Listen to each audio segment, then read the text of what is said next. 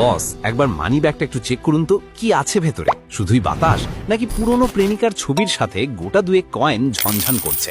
অথচ ফেসবুকে ঢুকলেই দেখছেন আপনার সেই ল্যাংটা কালের বন্ধু মফিজ কক্সবাজারে গিয়ে সানগ্লাস পরে পোজ দিচ্ছে।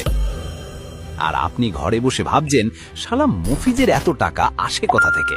যদি আপনার অবস্থা এমন হয়, তবে আজকের ভিডিওটি আপনার জীবন বদলে দিতে পারে। আপনাদের অনেকের কমেন্টের অনুরোধেই আজকের এই ভিডিওটি বানানো হয়েছে। শুনুন, ধনী হওয়াটা কোনো রকেট সায়েন্স না, আবার লটারি জেতাও না। এটা একটা গেম, আর এই গেমের কিছু সিক্রেট চিট কোড আছে।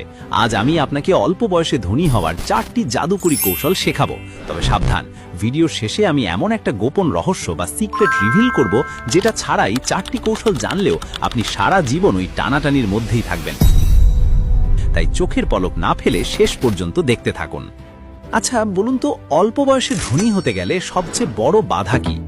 উত্তর হলো অজুহাত আর স্কিলের অভাব। আমরা বাঙালিরা হলাম ইমোশনাল জাতি। পকেটে টাকা নেই, কিন্তু হাতে আইফোন 14 প্রো ম্যাক্স থাকা চাই। মফিজকে দেখুন, ও হয়তো বাপের টাকায় ফুটানি করছে, কিন্তু আপনি নিজের যোগ্যতায় সাম্রাজ্য করবেন। প্রথম জাদুকরি কৌশল হলো হাই ইনকাম স্কিল শেখা। দেখুন বস, এখন আর সেই যুগ নেই যে বিএ পাশ করলেই সরকারি চাকরি আপনার দরজায় কড়া নাড়বে। এখন যুগ হলো স্কিলের। আপনার ডিগ্রির সার্টিফিকেটে ধুলো জমবে, কিন্তু আপনার স্কিল আপনাকে টাকা এনে দেবে। হাতে তো স্মার্টফোন আছে, কিন্তু সেটা দিয়ে কি করেন? শুধু রিলস দেখে সময় নষ্ট। অথচ এই ফোনেই ইউটিউব দেখে মানুষ কোডিং শেখে, গুগলে চাকরি পাচ্ছে।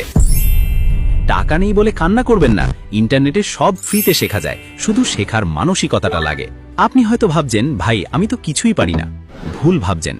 Video editing, graphic design, digital marketing, coding বা সেলস, এর যে কোনো একটা কাজ যদি আপনি খুব ভালো করে শিখতে পারেন, তবে আপনাকে আর পেছনে ফিরে তাকাতে হবে না। মনে রাখবেন, আপনি কতক্ষণ কাজ করছেন তার উপর টাকা আসে না, আপনি মার্কেটে কতটা ভ্যালু বা মূল্য দিচ্ছেন তার উপর টাকা আসে। একজন রিক্সা চালক রোদে পুড়ে 10 ঘন্টা খাটে, কিন্তু একজন সফটওয়্যার ইঞ্জিনিয়ার এসি রুমে বসে 1 ঘন্টায় তার চেয়ে বেশি আয় করে। কেন? কারণ ওই ইঞ্জিনিয়ারের স্কিল আছে যা সবার নেই। তাই চায়ের দোকানে আড্ডাবাজি কমিয়ে আজই একটা হাই ইনকাম স্কিল শেখা শুরু করুন। নিজেকে এমনভাবে তৈরি করুন যেন মানুষ আপনাকে খুঁজে বের করে কাজ দেয়। দ্বিতীয় কৌশলটি হলো লায়াবিলিটি বনাম অ্যাসেটের পার্থক্য বোঝা। সোজা বাংলায় বললে, যে জিনিস আপনার পকেট থেকে টাকা বের করে নেয় সেটা হলো লায়াবিলিটি, আর যে জিনিস আপনার পকেটে টাকা ঢোকায় সেটা হলো অ্যাসেট। আপনি যে বাইকটা ইএমআইতে কিনেছেন, সেটা কি আপনাকে মাস শেষে টাকা দিচ্ছে? না, বরং তেল খরচ, মেইনটেনেন্স আর ইএমআই বাবদ আপনার পকেট খালি করছে। এটা একটা লায়াবিলিটি। মনে রাখবেন, বড়লোক হওয়ার ভান করা আর সত্যি বড়লোক হওয়া দুটো সম্পূর্ণ আলাদা জিনিস।